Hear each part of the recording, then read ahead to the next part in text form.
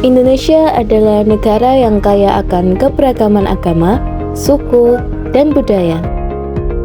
Namun, perbedaan cara beribadah, pandangan, dan pemahaman seringkali menimbulkan kesalahpahaman antar umat beragama.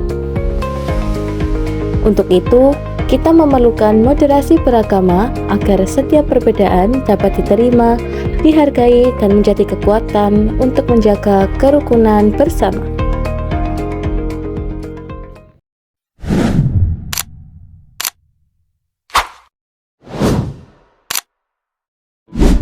Moderasi internet Islam adalah upaya untuk mengembangkan sikap beragama secara adil dan seimbang di dalam tubuh umat Islam itu sendiri.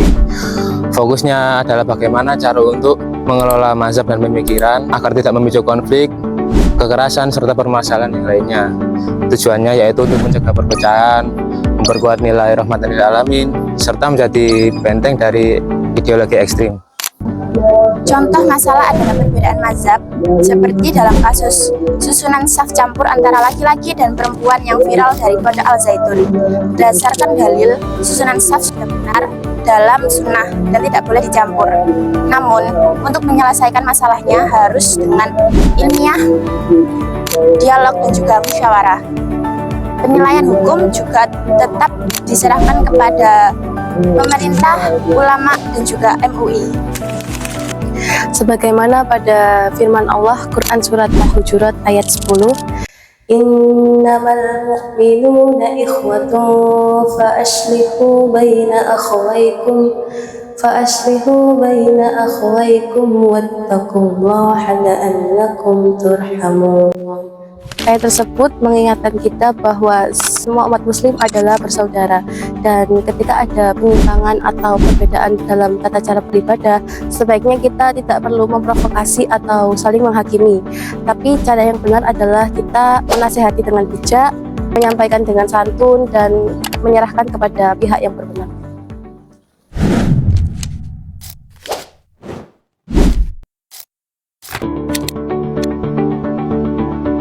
Moderasi eksternal agama Islam yaitu proses pengawasan dan juga penyeimbangan aktivitas keagamaan umat Islam yang dilakukan oleh pihak luar seperti pemerintah, lembaga sosial, akademisi, maupun tokoh lintas agama, dengan tujuan agar praktik keagamaan berjalan dengan moderat dan tidak ekstrim, serta selaras dengan hukum kebangsaan dan juga nilai kemanusiaan. Contoh masalah yang terjadi pada kasus penolakan pembangunan gereja di Kuburaya, Kalimantan Barat, RT setempat menolak pembangunan gereja dengan alasan menjaga kenyamanan masyarakat muslim. Namun, pemerintah daerah melalui Bupati Sujiwo menegaskan bahwa intoleransi tidak boleh dibiarkan karena kebebasan beragama dijamin konstitusi. Pemerintah mengawal proses perizinan sesuai hukum. Solusi dari contoh kasus eksternal yaitu pembangunan gereja harus tetap dilanjutkan sesuai dengan hukum, dengan pemerintah mengedukasi masyarakat dan memperkuat kerukunan.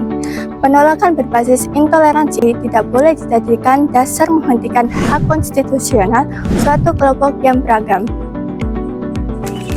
Kasus penolakan pembangunan rumah ibadah yang terjadi di Kalimantan sangat bertentangan dengan ayat Al-Quran. Sebagaimana Allah berfirman dalam Quran Surat Al-Baqarah ayat 143 yang berbunyi, وَكَذَلِكَ جَعَلْنَاكُمْ أُمَّةً وَسَطًا.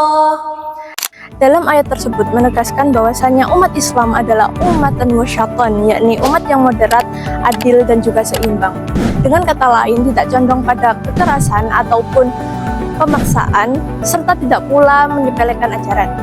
Moderasi sosial berarti menjaga keadilan, menghargai hak dari orang lain, dan mampu menolak tindakan sewenang-wenang dalam hal keagamaan. Penolakan pembangunan rumah ibadah dapat terjadi dikarenakan adanya pemahaman yang keliru mengenai jihad ataupun akidah, serta adanya anggapan bahwasanya pembangunan rumah ibadah agama lain dapat mengancam identitas agama Islam. Padahal, Quran Surat Al-Baqarah ayat 143 mewajibkan umat Islam untuk menjadi umat yang adil dan juga tengah, bukan menjadi umat yang menghalangi hak-hak keagamaan dari pihak yang lain.